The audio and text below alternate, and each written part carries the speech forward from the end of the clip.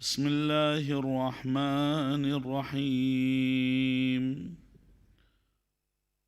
اللهم صل على محمد وآل محمد. اللهم صل على محمد وآل محمد. السلام عليك يا أمين الله في أرضه وحجته على عباده. السلام عليك يا أمير المؤمنين. أشهد أنك جاهدت في الله حق جهاده وعملت بكتابه واتبعت سنن نبيه صلى الله عليه وآله حتى دعاك الله إلى جواره فقبضك إليه باختياره وألزم أعداءك الحجة مع ما لك من الحجج البالغة على جميع خلقه. اللهم فاجعل نفسي مطمئنة بقدرك راضية بقضائك مولعة بذكرك ودعائك محبة لصفوة أوليائك محبوبة في أرضك وسمائك صابرة على نزول بلائك شاكرة لفواضل نعمائك ذاكرة لسوابغ آلائك مشتاقة إلى فرحة لقائك متزودة التقوى ليوم جزائك مستنة بسنن أوليائك مفارقة لأخلاق أعدائك مشغولة عن الدنيا بحمدك وثنائك.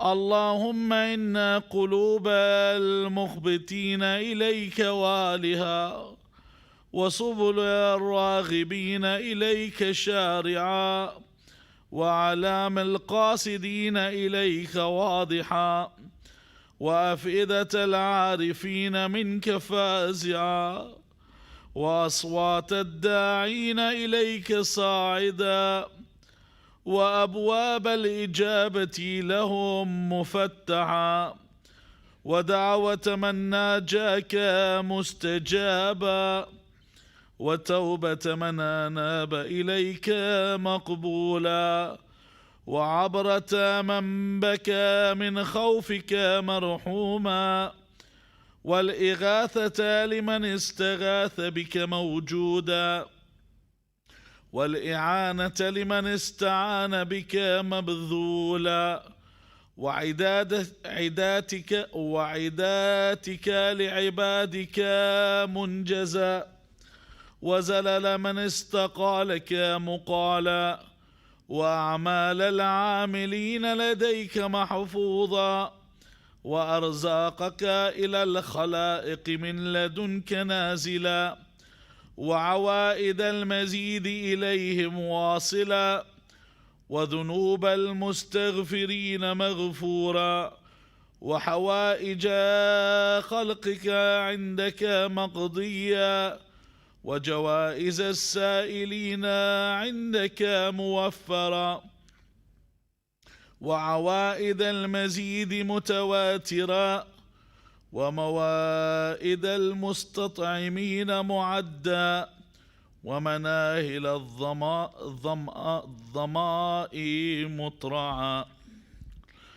اللهم فاستجب دعائي واقبل ثنائي واجمع بيني وبين أوليائي بحق محمد وعلي وفاطمة والحسن والحسين إنك ولي نعمائي ومنتهى مناي وغاية رجائي في منقلب ومثواي أنت إلهي وسيدي ومولاي، اغفر لأوليائنا وكف عنا أعداءنا واشغلهم عن آذانا، وأظهر كلمة الحق واجعلها العليا، وأدحض كلمة الباطل واجعلها السفلى، إنك على كل شيء قدير.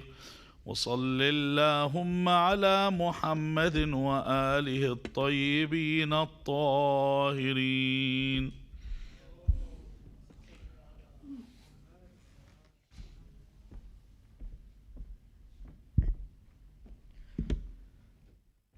Ahsan Sheikh. Can we please recite another loud salawat for that beautiful ziyarah? Bismillah ar-Rahman ar-Rahim. Assalamu alaikum wa rahmatullahi wa barakatuh. Before we begin tonight's program, I ask we all recite Surah Al-Fatiha for our brother Bahdar Ali Reza Mawji, who sadly passed away recently from COVID, but before that, a loud salawat ala Muhammad wa ali Muhammad. Allahumma salli.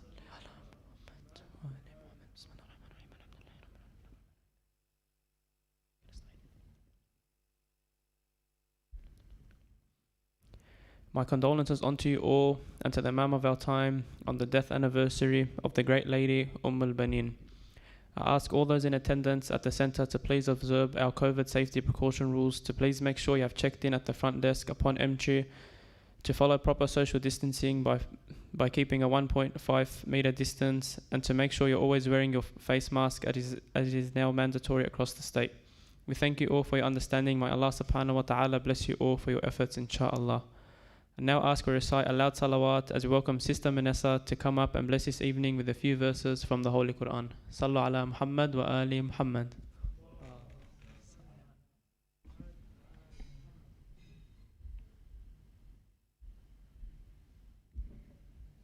صلوات على محمد وآل محمد. أعوذ بالله من الشيطان الرجيم. بسم الله الرحمن الرحيم.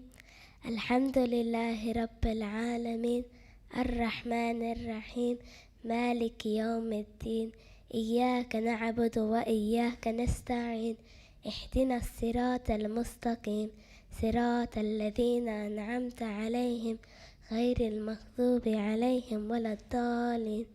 بسم الله الرحمن الرحيم.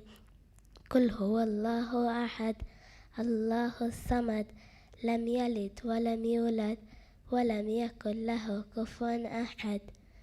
بسم الله الرحمن الرحيم. إنا أعطيناك الكوثر فصل لربك وانحر إن شانئك هو الأبتر. صدق الله العلي العظيم. صلوات.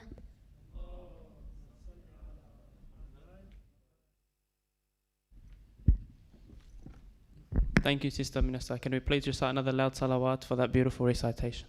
Allahumma salli ala. I now ask we recite 3 loud salawat as we welcome Sheikh Mohammed Mehdi to come up for tonight's lecture. Sallu ala Muhammad wa ali Muhammad.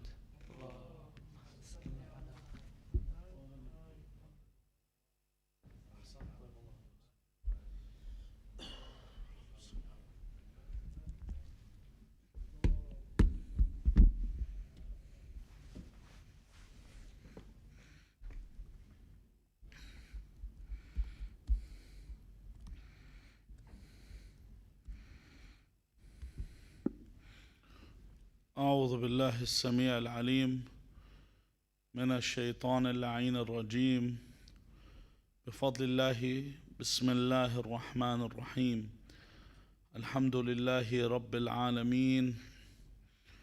الحمد لله والحمد حقه كما يستحقه حمدا كثيرا.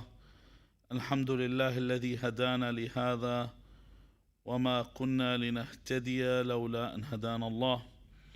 اللهم لعن أول ظالم ظلم حق محمد وآل محمد وآخر تابع له على ذلك.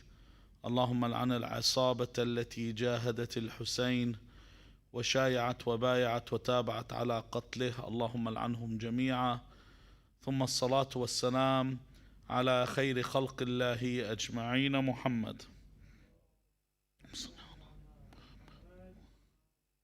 وعلى أهل بيته الطيبين الطاهرين واللعنة الدائمة على أعدائهم أجمعين إلى قيام يوم الدين. قال الله العظيم في كتابه الكريم: بسم الله الرحمن الرحيم. المال والبنون زينة الحياة الدنيا والباقيات الصالحات خير عند ربك ثوابا وخير أملا. Wealth and children are an adornment of the life of this world, and the ever abiding the good works are better with your Lord in reward and better in expectation. That Allah says in this verse, Al-Mal wal-Banun, speaking about wealth and children. He says they are zinatul hayat ad-dunya. If you want to talk about zina, and we say zina is the decoration or the adornment of this world. So you look at what things people favor the most in this world, it's wealth and children. It's a fact. It's not something we need to explain. It's people will say this openly and will not even question it. Then Allah Azza wa Jal mentions وَالْبَاقِيَاتُ الصَّالِحَاتُ. And the baqiyat, when we say, it says the ever abiding in the English translation, which I read it as is. But al-baqiyat is what baqiya, what remains. As-salihat, which means the remaining good actions.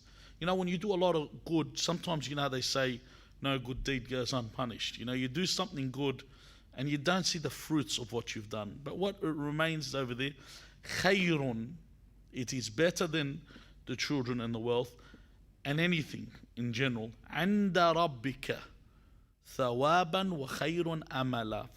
Firstly, it's better when it comes to your Lord. Firstly, in thawab, which is reward, and secondly, amala. You should have better expectations in what you do good than in your children and the wealth that you have in this world. In our lives, we are expected to help anyone that is in danger.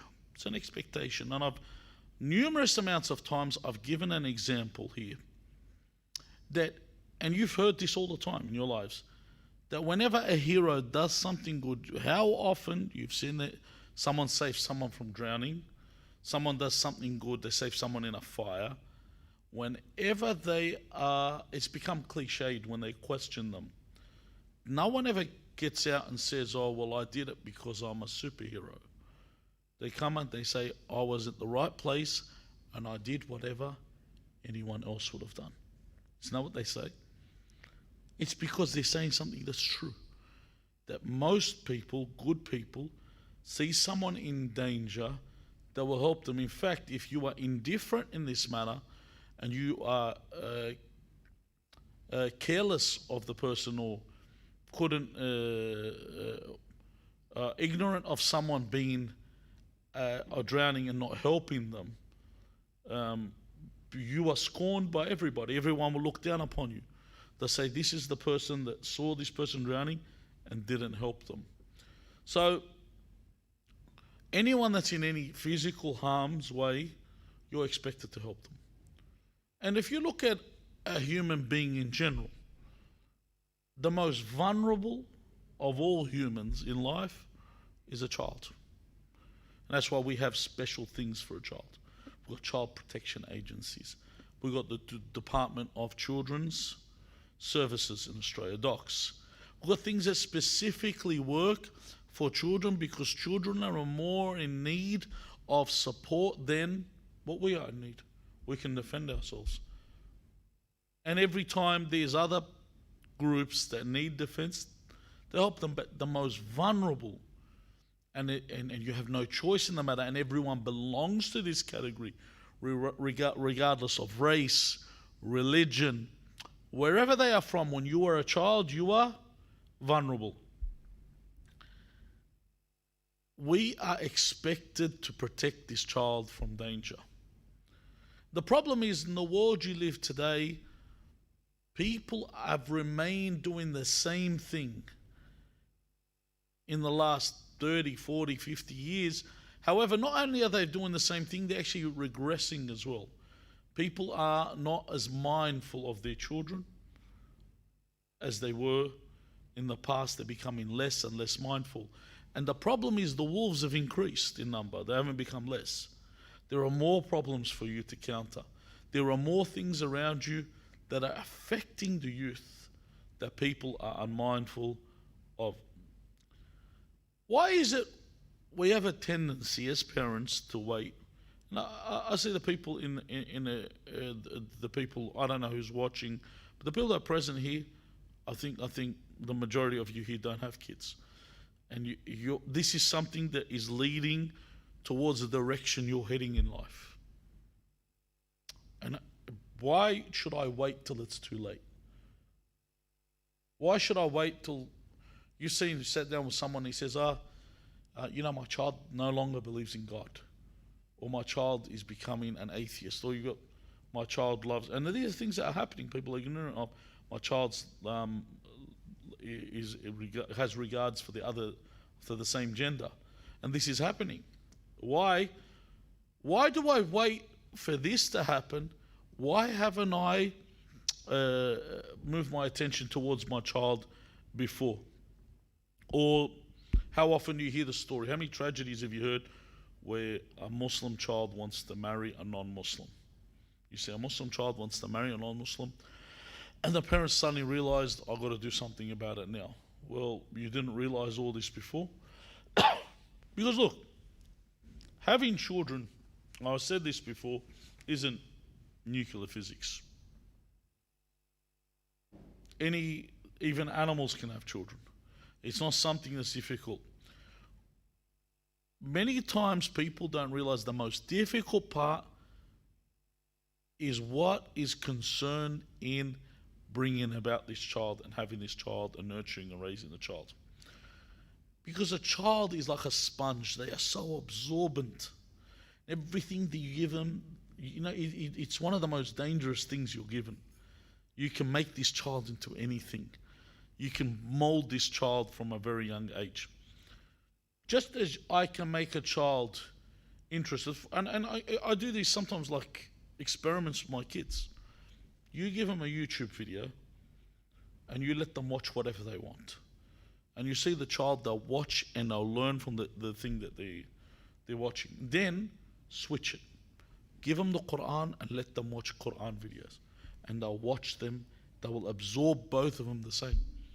See, a child only becomes more and more selective as they grow up. At a young age, they take whatever you give them. So when you say, my child prefers this, there is a reason behind this. There's a reason. One of the reasons, it could be something that you were engaged in while, especially for the mothers, while you were carrying this child. If you were too busy listening to music when you were carrying the child, when the child is born, they like that sound because they were used to it while they were in the womb. If you recited the Quran, the child enjoys that. And this is something that's scientifically proven. This is not something, there's been experiments on it. I remember one experiment, one story, one researcher had, and it was about one of the television shows in Australia, that the child would be playing, and when the jingle of the television show came on, the child would stop playing. And the reason the researcher said is because when the mother was pregnant with the child and her favorite TV show came on, she just stopped all her activity and just sit and watch the TV. So the child was in that mode. And you'll notice this, like if you have the adhan in your house, people that have the adhan recited in their house, you have a child, the adhan starts and you get ready to pray, they back off. You see the child's crying, the adhan, they know that you're not going to be paying attention. It's a time where you stop because they're used to that. This thing that you always do, they become used to it, and they won't make an extra problem there because they know at that time you stop and you won't pay attention based on how you deal with the child. Now, Some people know of this importance of involving or bringing their children or raising their children correctly. Some people turn up to majalis, they come from far distances and they make an effort. Some people, I've met people, they come to any majlis from a long distance or even a close distance, you could say, even, that don't bring their children. They turn up and you say, where's your kids? They have studies. You know, it's like, why is it studies are always conflicting with religion? I've always found this. When someone says they have studies, it means they can't be religious. Or they have studies, they can't get married. Why is it studies, but they never conflict with the person going out and having fun? But they always conflict with religion for some reason. Someone says he's got studies, say, you know, when I went to Mashhad, and we used to see the Iranian students there at the Haram, they would actually be sitting there and they've got exams. So they would have studied and they come and visit the Imam to get the blessing of the Imam for their studies. They intertwine their religion with their studies, and this is very important. Some people bring their children to majalis all the time and they see the effects as the child grows. Some people go in a different direction. They'll bring their children to majlis, but they also let their kids go to unorthodox gatherings. Like they'll let them go to a non-Islamic gathering. And when I say non-Islamic, I'm saying something that has haram. Could be whether it's a party or a wedding that's disobedient to Allah. So the child is getting raised from both worlds. They will turn out right somewhere, but they're going to give you a really hard time in the future of your life. So the child is the one that is in most need of your benevolence, more than anybody else, because the child does not know, as I mentioned before, the most basic things. Allah says in the Quran, وَاللَّهُ أَخْرَجَكُم مِّن بُطُونِ أُمَّهَاتِكُمْ لَا تَعْلَمُونَ شَيْئًا. When you are born, you don't know a thing, and you are taught as you move along. Now, here's a question. If I was to neglect my child, imagine I was a neglectful parent to the point where my child was, you know, if you weren't educating your child, say you weren't taking your child to school here in Australia. If you didn't take your child to school, does that sit well with everybody? Or would you get a phone call? The government will send, they even send police around to your house. Why isn't your child coming to school? If your child was malnourished, would that sit well? They wouldn't accept it. Okay, even if you allowed your child to starve, would that sit well with people? No one will accept it. Not only that, am I accountable for this?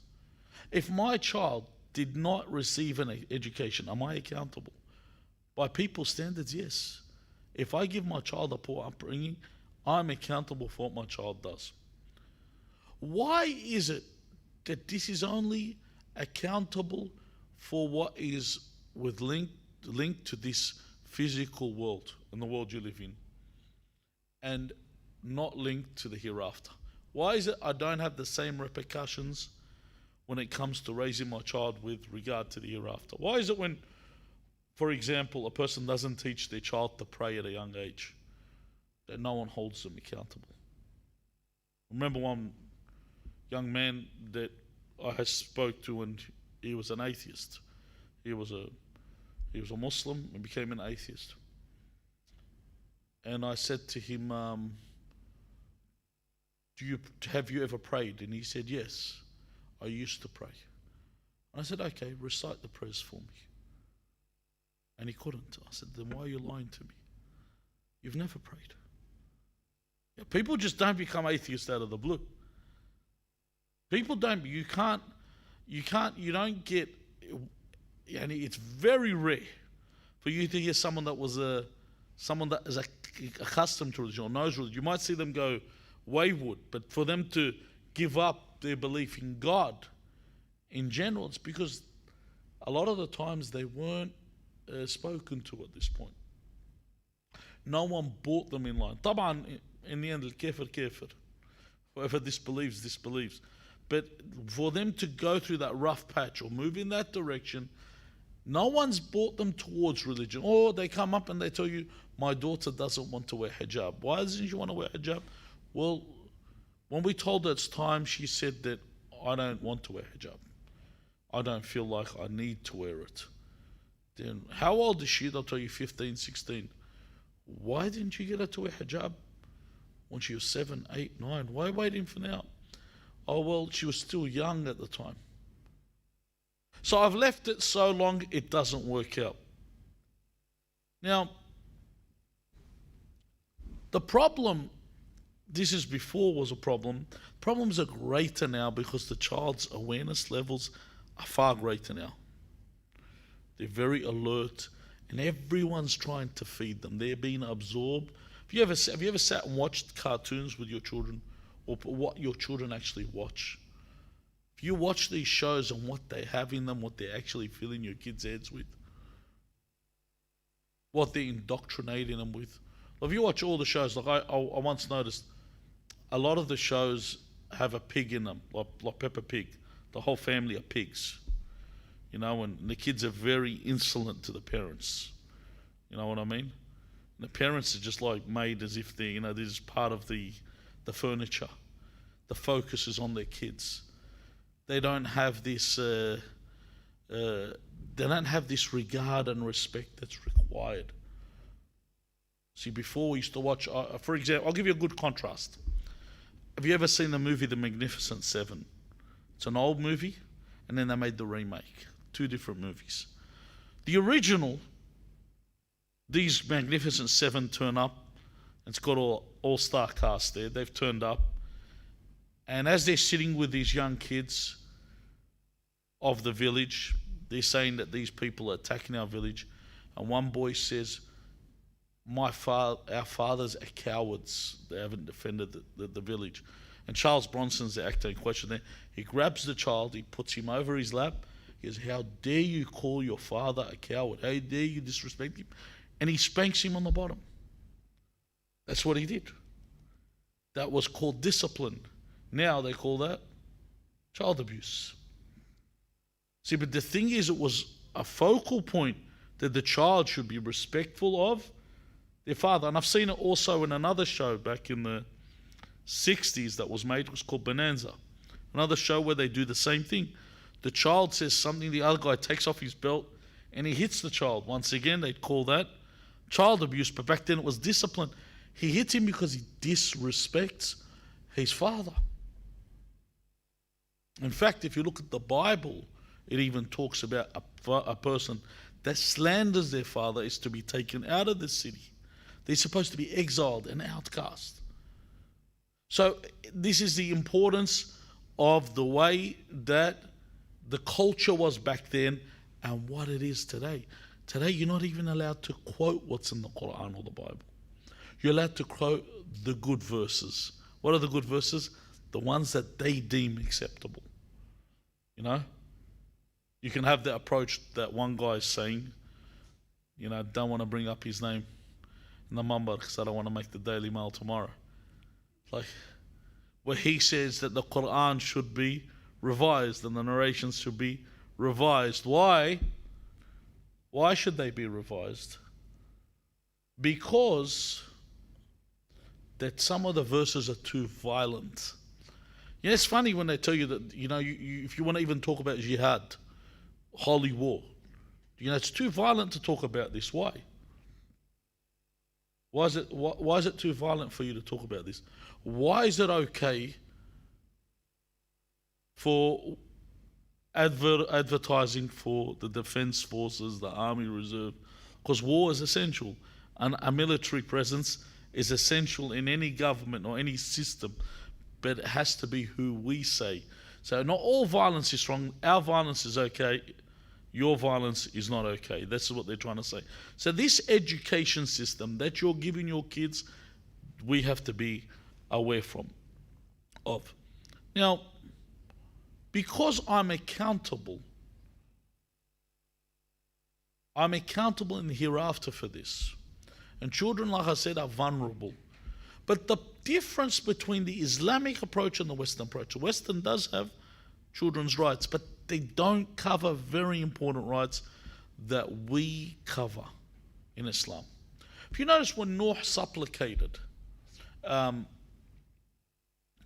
and he said to Allah for Allah to send down His wrath, he said, "Rabbi la tadhar ala al-ardi min al-kafirina dayyara." Oh my Lord, do not leave any of the unbelievers on this earth. Not a single one. Why? He said, "Innaka intadharhum." If you left them, he says, "Yudhillu ibadaka wa la yalidu illa fajiran kaffara." If you leave them on the earth, when Nuh asked for the prayer, this is something Muslims, Jews and Christians believe in. So we're safe because our Red Sea pedestrian cousins believe in it, so we're safe here. So in this, he's asked for even these people not to exist. Why? Because if they remain, they will only give birth to who? A fajr and a kafar. What's a fajr? A fajr is an insolent person. A kafar, I just got to keep you. A kafar is someone that is an unbeliever. If you leave these people on earth. So this is trying to tell you what? There is an effect in even conception for those that conceive children. Does that have an effect? Yes. More than likely, simple, this is genetics, another subject altogether.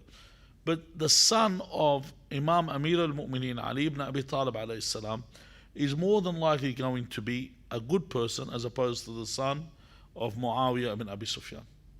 Something we won't even dispute. And you could even see examples of it.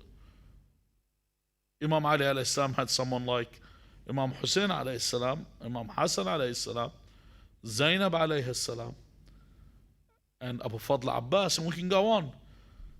And then you think of Muawiyah. If it was his son, he had Yazid. You know, even that's disputed.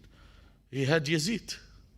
Yazid was the offspring from this wretched seed, as is mentioned in the Quran, Ash-Shajara al-Mal'una. Allah mentions in the Quran, Ash-Shajara, the cursed tree. Okay. In fact, when it comes to marriage, the rights of our children, which the Charter does not follow, is the Charter of Human Rights, or even looking at children's rights. They don't look at something like that. Who I marry. Who's the person I take as a spouse that I want to have? Especially like it comes to the brothers when they want to marry a sister, they need to make sure the sister's a righteous woman. Firstly, the sister's got to look for the brother to be a person that's righteous and has good manners. But you know, even in akhlaq, it's not one of the conditions for a wife, but it's one of the conditions for a man. Why? Why? Have you ever thought about it? Why is it the main condition for a wife is religion? The condition for a man's religion, akhlaq, but it's not the same for a wife. Why? Because in the end of the day, religion's for the hereafter. Akhlaq is for the dunya. Because I could be living with a religious person, prays and fasts and everything, but he's got very bad manners, he's got a very bad temper.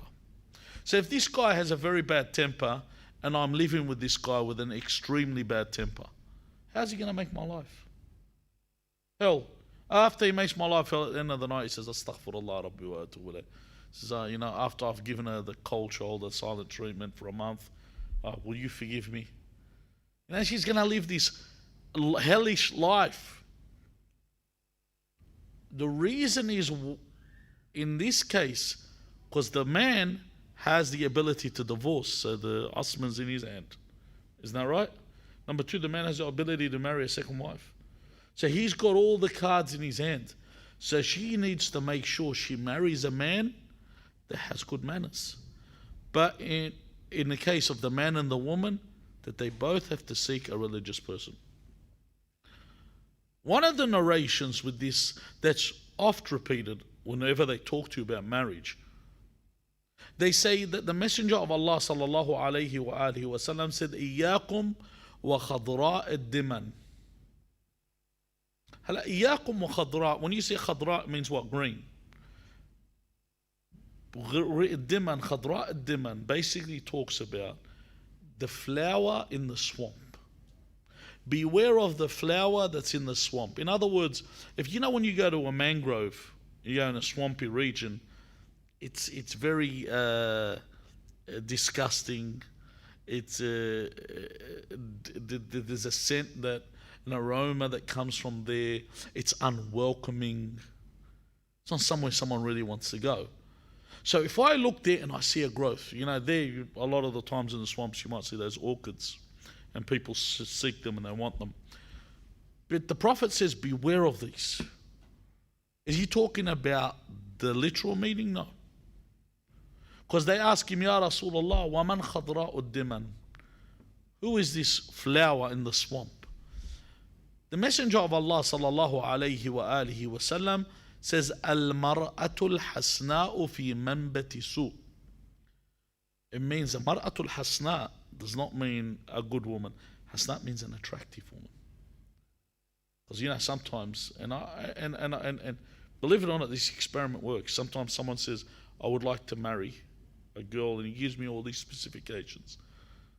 And then I'll say, for example, there's an attractive woman, would you marry her? And then he forgets all the specifications he gave. Because he goes, all right, she's hot, I'll marry her. There's no other reason. And they'll just go full. It's like the same with a woman. Now I'll probably get killed for this. But when a guy is loaded, when a guy has money, they'll say, I want this, and then when the guy rocks up with a really expensive car and he's all blinged up, then she'll turn around and the whole equation changes. I'm not generalizing. In a lot of cases, this does happen. So here the Prophet warns the men, إِيَّاكُمْ وَخَضْرَاءُ الدِّمَنِ, beware of this flower in the swamp.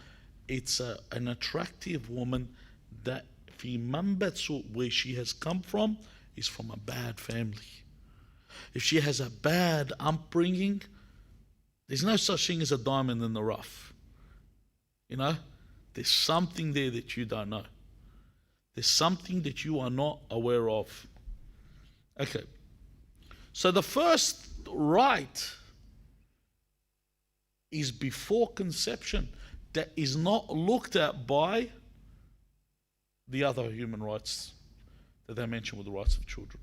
And even marrying a child, having a child out of wedlock. Sometimes people ask, is that a child born out of wedlock, an illegitimate child, do they go to hell? People ask this question. I'm shocked when they ask this question. Honestly, always when you're about to ask a question, place it on yourself. Would you punish someone for the way that they were born? Then how can you even think for a moment that God would punish someone for this? If you wouldn't do it, why would God do it? The insolence at this point. The mercy of Allah Azza wa Jalla is so great. Why would He punish them? Then they tell you, all right, why can't an illegitimate child be marja' taqlid? Why can't an illegitimate child lead the prayer? Why can't an illegitimate child become a judge? Why? That's the rules. They say, but that's not fair. All right, why can't a child that was born blind be a driving instructor? Why? That's discrimination. They should be allowed to be driving instructors. Why can't they be an airline pilot? Why not? That's discrimination. Isn't that right? If you're going to go on this way of thinking or this understanding, it's incorrect. It's either you are qualified for something. It's like, for example, me getting up and saying, why is it that a Sayyid gets Saham Sada and the Ammi doesn't, someone that's not a Sayyid? Because it is what it is. The laws are the laws. It's like saying, why can't a male have estrogen?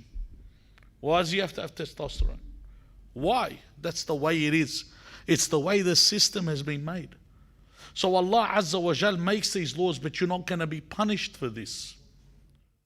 So if I'm born in a bad family, it does not mean that I'm going to get the same treatment as someone born to a good family. If you're the son of a alim living in a house of ulama, imagine you're living in Ummul Baneen, and there's someone else that's born in Ibiza, surrounded by party animals and merrymakers. Do you think their trial is going to be the same as the one that's born in Ummul Muqaddasi? Of course not. It's a big difference in the way that they will be tried. But that's another question. That's another subject. Our subject is I have to look for what's right when it comes to having a child. Another thing that comes after the birth of the child, which is important and plays a big role, is the name of a child. The name that they carry affects them. If they have a good name, they've been named a good name, then they try and live by that name. People come up to them and ask, sometimes you meet someone and you ask them what your name is. And then they give you the name and then you think, where did you get this name from? What is this name's origin?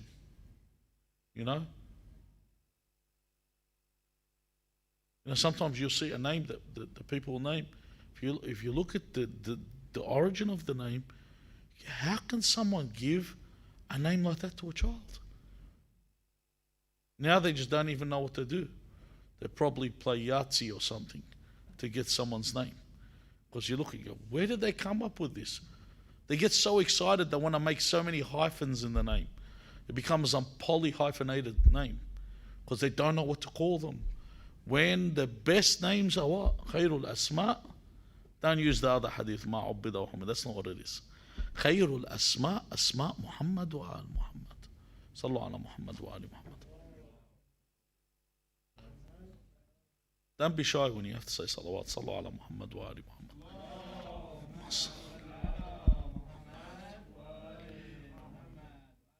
They're the best names, Ahsant. They're the best names.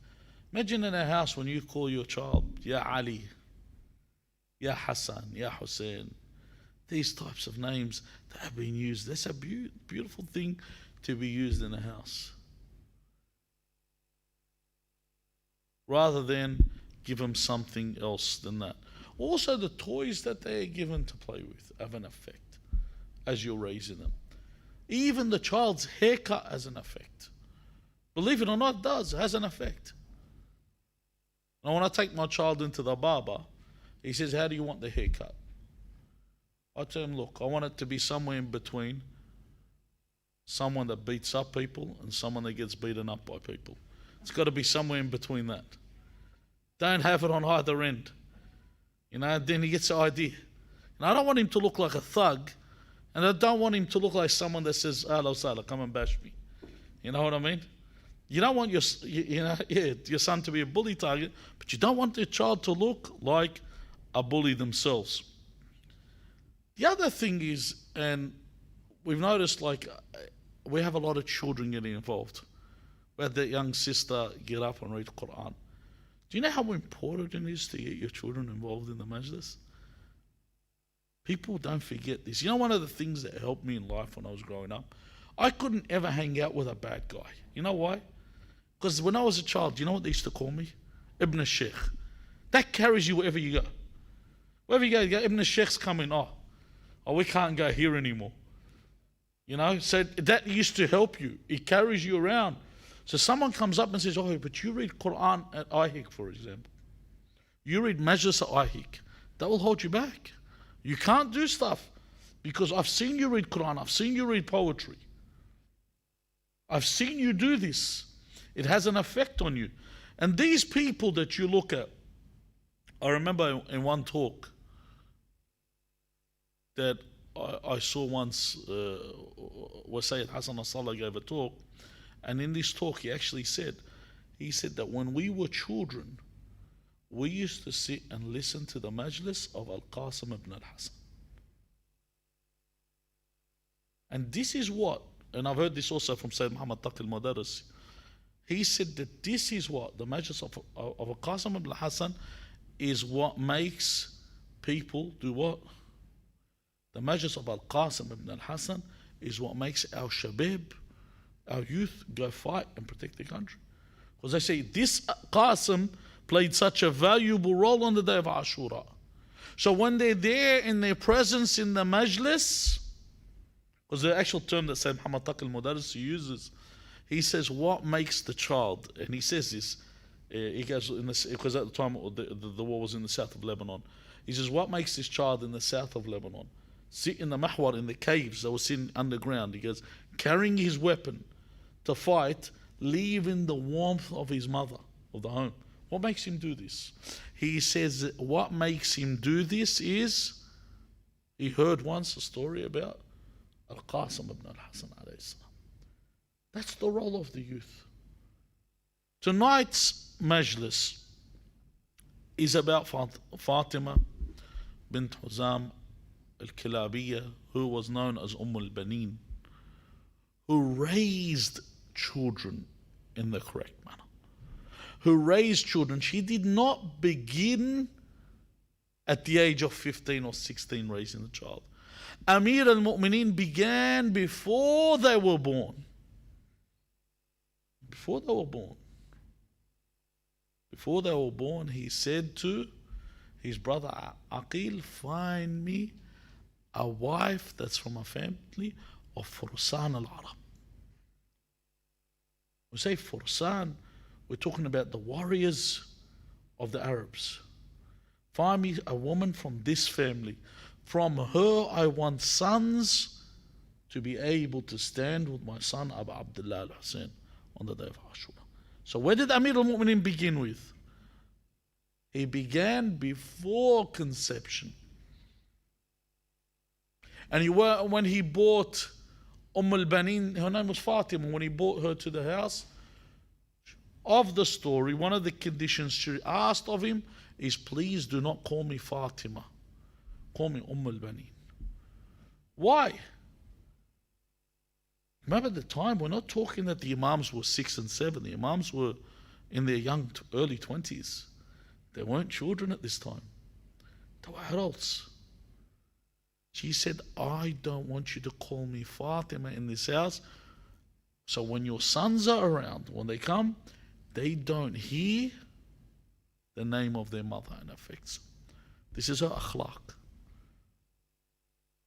This is the way that her manners were from the beginning. She raised these children to the point that when they grew, all she expected from her sons is they do not come alive if Abu Abdullah al-Hussein has been killed. That they die because of him. They fight until they die in protection of Islam, in protection of Abu Abdullah al-Hussein. Even to the point where one of the stories that they narrate, whether this story is correct or just a narration, it still is in line with her character. Is that when she was asked, when they mentioned the martyrdom, of what happened in Karbala, that she was only inquesting about Imam Hussein, not her own sons, which is abnormal for a mother. Now, this is not abnormal for a mother like Ummul Baneen. In fact, you know her greatness when you go to the, inshallah, you are granted the opportunity, and I'll finish with this, brother Haj Ahmad can read the majlis. When you go to Baqiyah, Jannat al-Baqiyah, when you enter Jannat al-Baqiyah, to your left-hand side is where the grave of Sayyidah Ummul Baneen alayhi salam is. And you know where her grave is. Why? Because it's surrounded by henchmen. They prevent you from, they know exactly. It's like my brother Sheikh Ali used to tell me, he says they have a measuring stick where there's holiness. And he goes, they know exactly where the holiness is. They're like, because they're demons. They prevent you from getting there. In fact, they know about it so much, and you'll see this, if you even touch, for example, we touch Maqam Ibrahim for barakah, they will grab your hand and they will wipe your hand to remove the barakah. They actually do this. You'll be surprised. You grab your hand, he'll do salam, and he'll do this on your hand. Because they know the hadith says that when you have blessing, when they say someone comes back from Ziyarat Imam Hussein, they say visit them first. Why? He says before Ahl al-Ma'asi, the people of sin, visit them and remove the blessing from them. So you be the first to hug them and get the dust from the shrine of the Imam before someone else does and removes it. And they know this, so they touch to remove the blessing. This is how blessed the grave of Ummul Baneen. And to know that this is the night that the night where we commemorate her martyrdom, all you that are present, And all those that are present in any majlis for Ummul Baneen know that Ummul Baneen babul hawaij. Umjarrabi, as they say. I've tried this whenever I have a haja. If I twassal bi Ummul Baneen alayha salam, Allah always fulfills his haja. Allahumma salli ala Muhammad wa ali Muhammad. So tonight, after the majlis of Hajj Ahmad, please ask Allah Azza wa Jal for the reappearance of our master Al-Hujjat ibn al-Hasan, and ask Allah Azza wa Jal to save you from the fire of hell, and ask Allah Azza wa Jal to fix the plight of the Muslims in the days to come, and remove from us this pandemic or this epidemic. We ask Allah Azza wa Jal to hasten the reappearance of the Imam, and I'll leave the dua for Hajj Ahmad. Walhamdulillah Rabbil Alameen, wa sallallahu ala Muhammad wa alihi at-tayyibin at-tahirin.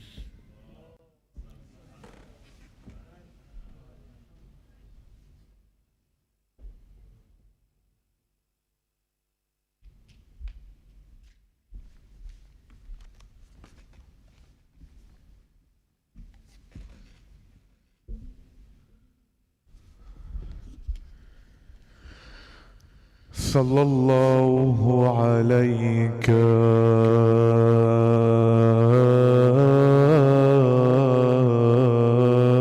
يا سيدي ويا مولاي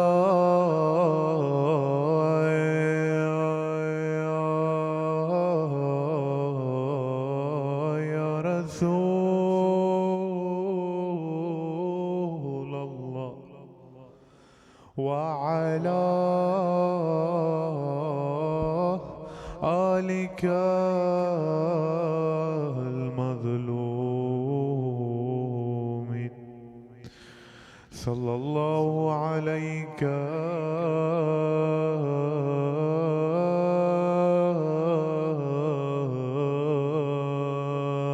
وعلى أم البنين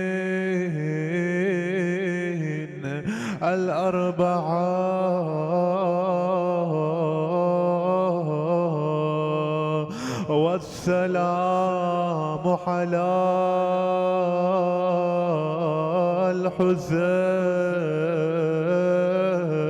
الحسين السلام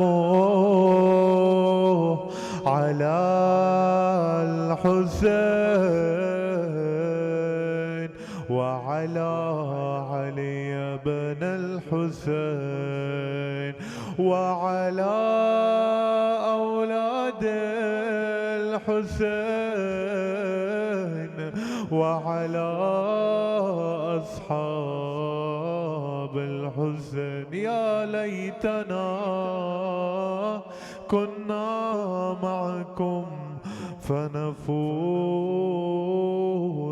فوزا عظيما.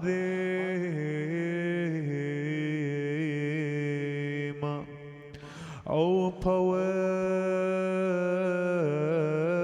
tell me about my beloved Hussein, for I let him go and alone I remain. Tell me what happened on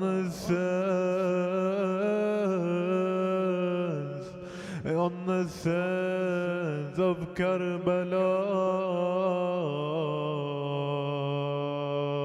Oh Ummul Baneen, the lone poet answers, yes, we left Abbas with no hands,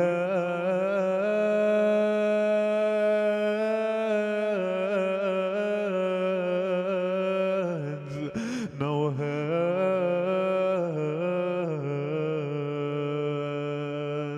His eyes and hands both fell before his banner wa Abbasa, and by him Abdullah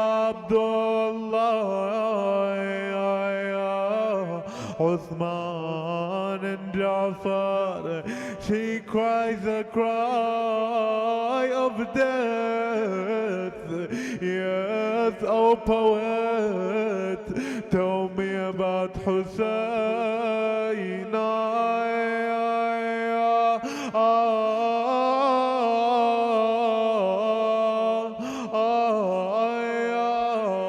أنا أم الأربع الراحوا ولا جاو عليهم أرض ما تلمني ولا جاو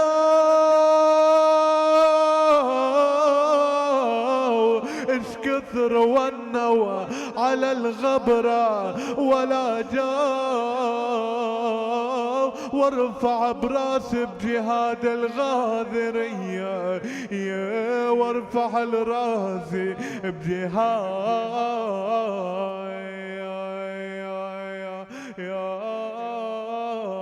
الغاذرية. عظم الله لكم الأجر. Brothers and sisters, tonight is the night for the حوائج. As Ummul Baneen is Ummul Hawa'ij. Let's all turn to Ummul Baneen, shedding some tears for her and asking her for her needs. But what is the story behind Ummul Baneen? The story behind Ummul Baneen is not the loss of her 4 sons, it's the loss of Abu Abdullah al-Hussein.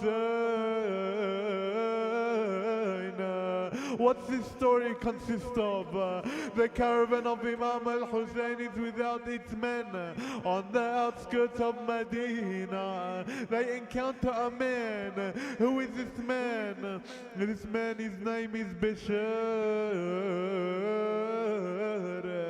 Imam Zain al-Abidin turns to him and says, "Oh Bishr, was your father a poet? Can you also recite some poetry?"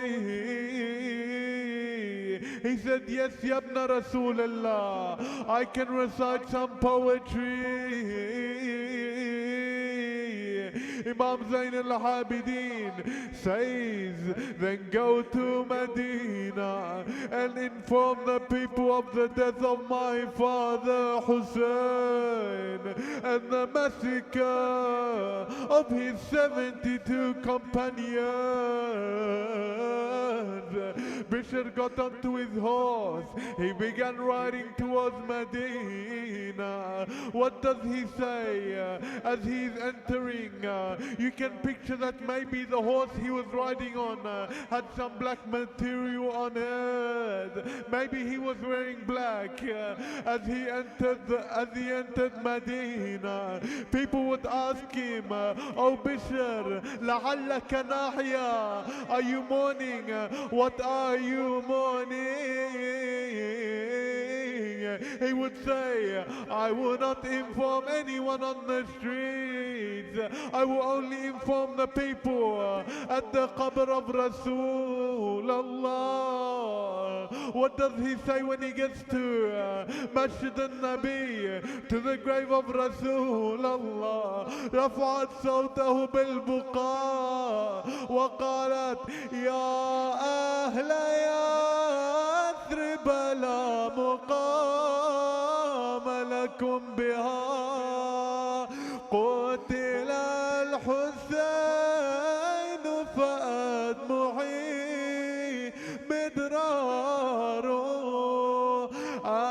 الجسم منه بكربلاء مدرج والرأس من على القناة يدار. Oh people of Medina,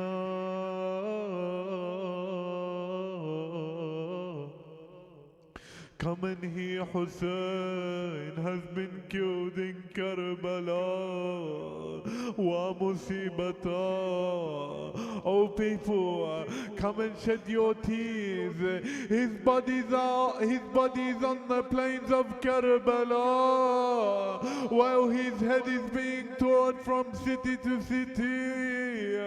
on this peace. وحسينا وغريبا. It is at that moment that Baneen would hear the cries of the people. She would rush to the gathering. She would run to Bishr and say, اخبرني عن سيد الحسين. Tell me about my master Hussein. He asked her, who are you, O lady? She replies, I am Baneen. Imagine this situation. How is Bishr going to tell Baneen about Imam al-Hussein? But how is he going to tell her about the loss of her 4 sons as well? What does he say to her? عظم الله لك الأجر بولدك جعفر. May your reward be so great for the loss of your son Ja'far. She says again, يا بشر اخبرني عن سيد الحسين. Tell me about my master Hussein. عظم الله لك الأجر بولدك عبد الله. May your reward be so great for the loss of your son Abdullah. عظم الله لك الأجر بولدك عثمان أو بشر. Tell me about Hussein. عظم الله لك الأجر بولدك القمر العشيرة أبا الفضل العباس. May your reward be so great for the loss of your son, the moon of Bani Hashim, Abul al-Fadl al-Abbas. When she heard this, the narration say, she would put her hand over her heart and say, لَقَدْ قَطَّعْتَ نِيَاتَ قَلْبِي. Oh Bishr, you have cut the arteries from my heart. You have informed me of the killing of my 4 sons, but you have not informed me about the loss of my master Hussein. عظم الله لك الأجر بولدك الحسين.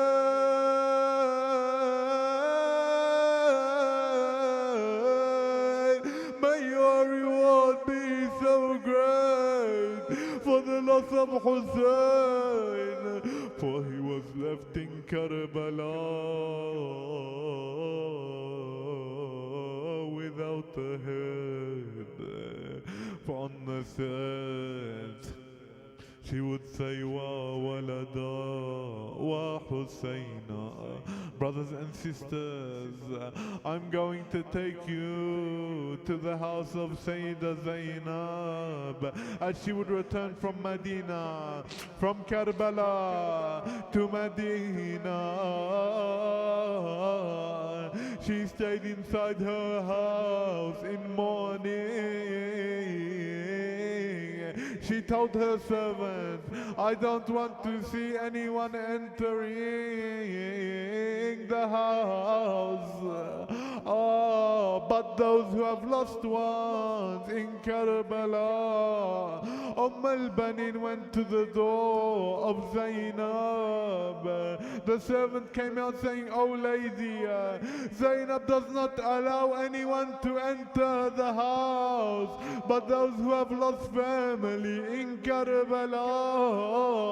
Ummul Baneen says, oh servant, go and tell Zainab that I am her partner in mourning. I am Ummul Baneen. Ummul Baneen didn't recognize Zainab because of the masa'ib. زينب تسيح بحزن بأرض الفلاح. الحسن يوم تعالي الكربلاء زينب تسيح بحزن برد الفلا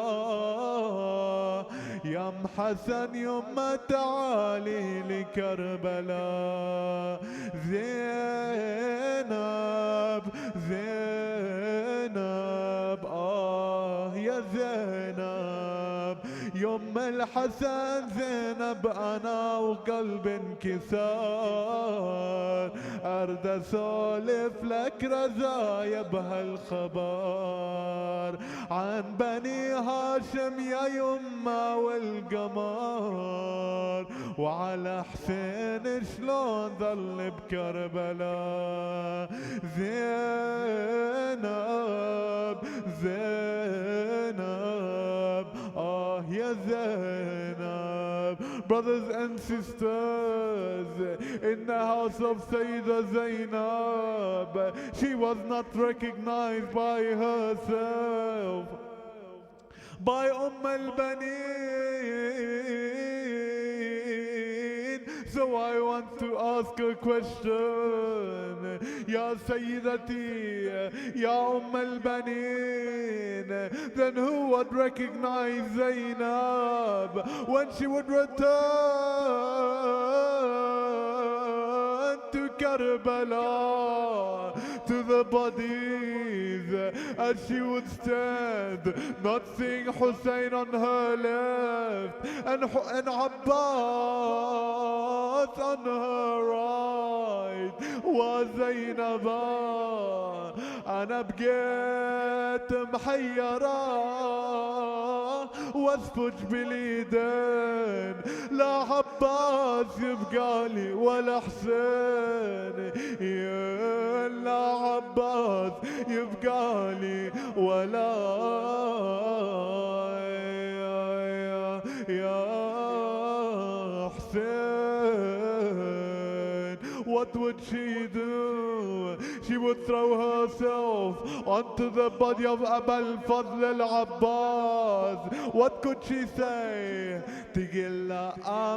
تقول يا خويا رد عليا اني زينب سبيا بقيت بولية عداك وحيدة بهالمسيا فراق يصعب يصعب يصعب زينب زينب زينب زينب زينب زينب يسلبون الأرامل ويضربون الثواكل نسيحا نسيحة وحدة دخيلك يا ابو فاضل فراق يصعب يصعب يصعب